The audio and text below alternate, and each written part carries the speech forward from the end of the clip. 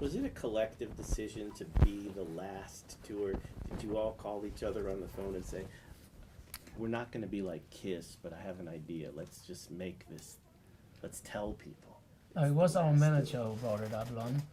And when we realized, like in the end of the production, this will be a killer album, our manager came up with it saying, hey, you put this out, you go on a world tour, come back after 3 years, you go back into the studio, this album will be so good. So how can you ever top this? You know, so think about it. And I think all of us came to the point, it was a collective decision, this might be the perfect moment to ride off into the sunset after a long tour. Because we don't want to die in front of our audience. We don't want to be in a position where we feel bad. We want to feel good. And that's the reason why we maybe, even when we call it last tour, we are happy because the result, the album is so fantastic. It's the essence of the Scorpions of the 80s. It's powerful, it has so fantastic great songs on it.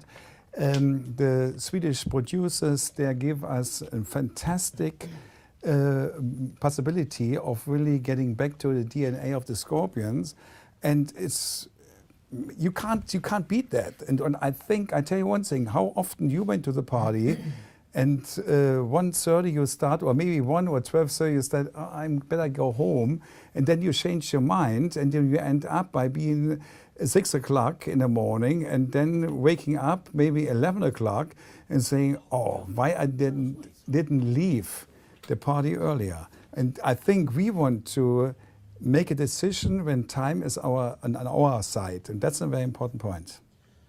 Well, that's the problem with stardom, is how do you leave with dignity?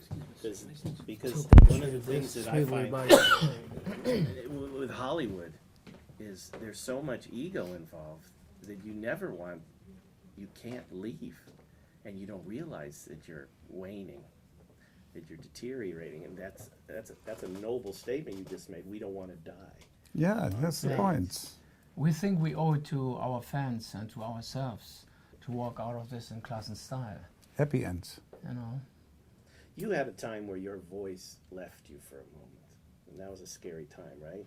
It was a very scary time, and it was a long encore since the early 80s. Yes.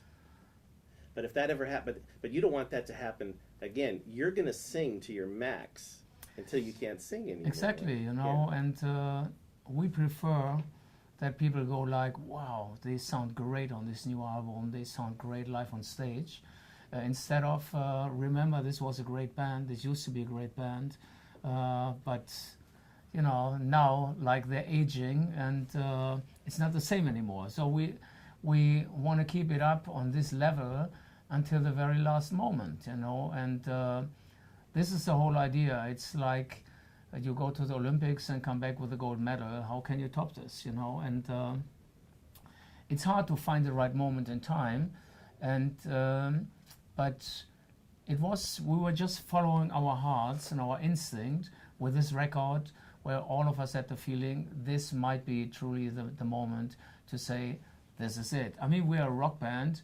We walk out on stage singing Bad Boys Running Wild.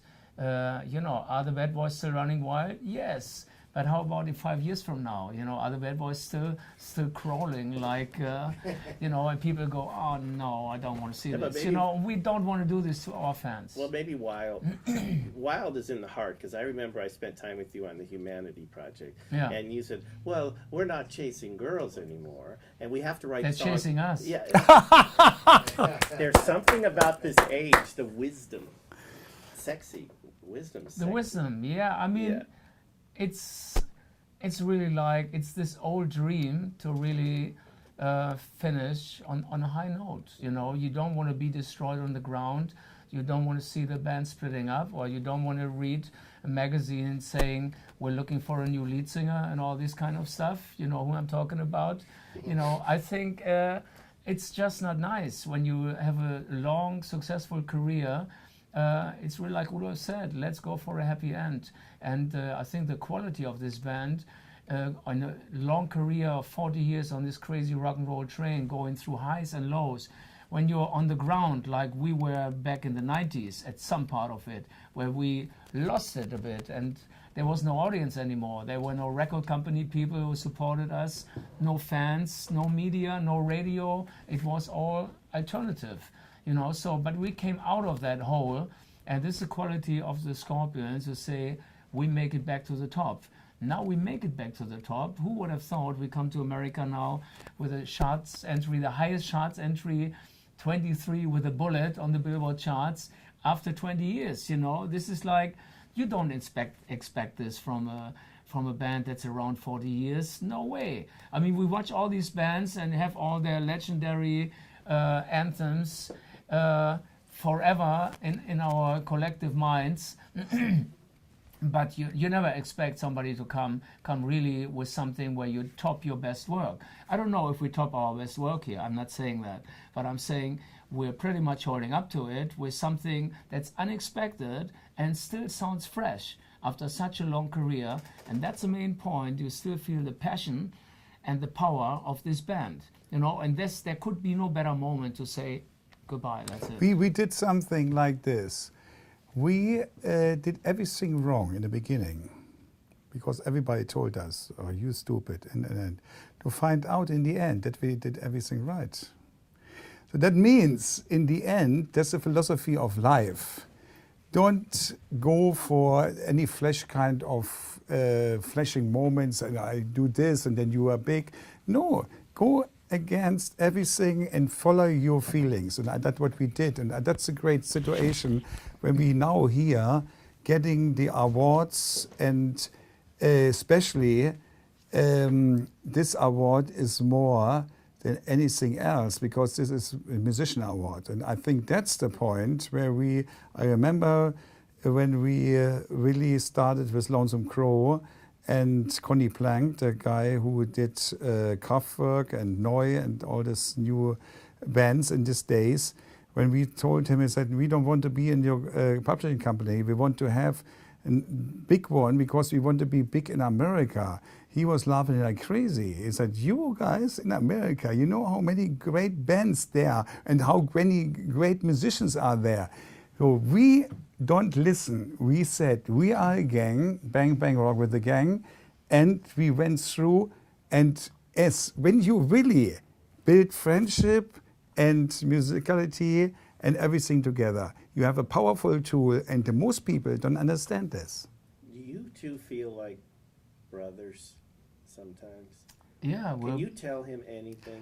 Yeah, because because he is Gemini's and I'm Virgo. That means you know what it is in astrology. He's got twins. Astrology is it's the dark my ego side. is twice as big. The dark side and the light side. I'm moon guy and he's the sun guy, and that's the reason why we fit very good together, because we don't have problems with that, because he's the singer and he really is the front man, and I respect this, because that's more than when people going and said, you know, the most problems with Jimmy Page and Robert Plant and all this guy, that they don't understand that the singer is the singer.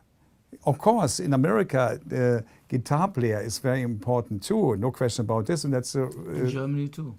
Yeah, but America more than anywhere else.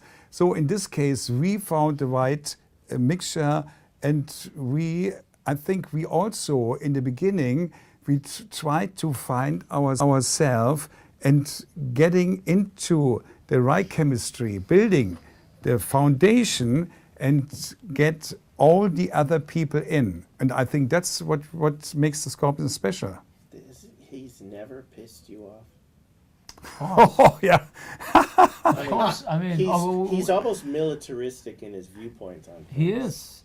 Yes, you know, he's like a Virgo. He's so, yes, you know, stubborn. My ex-wife. Something, you know, he gets on my nerves, you know, with his, he's so picky, you know. But at the other side, it's still the same guy who came around when I had a flat tire all the years back in the early days with my VW bus, and I was hanging there around the corner. I had no tools to get this fixed. And I called Rudolf, and he came, no problem, man. He came up, he fixed my tie, and you know, and on we went, you know. And so he's still the same guy. You know, we all have our light or dark sides. I mean, I'm the same guy. I mean, nobody's perfect, you know. We all have our moments. Perfection is it's boring. That's an illusion anyway. Yeah, Exactly. yeah, it's an illusion, right? We talked about this in humanity. There's you know, more, and there's I more to can learn from failure. I than can from sing success. like an angel, you know, but if there's no heavy guitar which brings the edge and like a powerful riff underneath, you know, I'm hanging there, you know, with my beautiful angel voice, you know, but nobody cares, you know. It's like it needs this kind of dramatic and this power. An It's a angel without combination. wings. Yeah. Nasal without wings, you know. So it takes this combination, and especially that early on we became songwriter team, you know, where Rudolf came up with such amazing melodies, riffs, and and it was my part to write the lyrics for most of it, you know, and it's great after all these years, and now I come around, have a great idea for the music too, you know, and Rudolf goes like, yes, and he comes up with an amazing riff, and this what makes this album so special. We really try to reactivate this old songwriter magic, you know, between us, and for a good part of the album that worked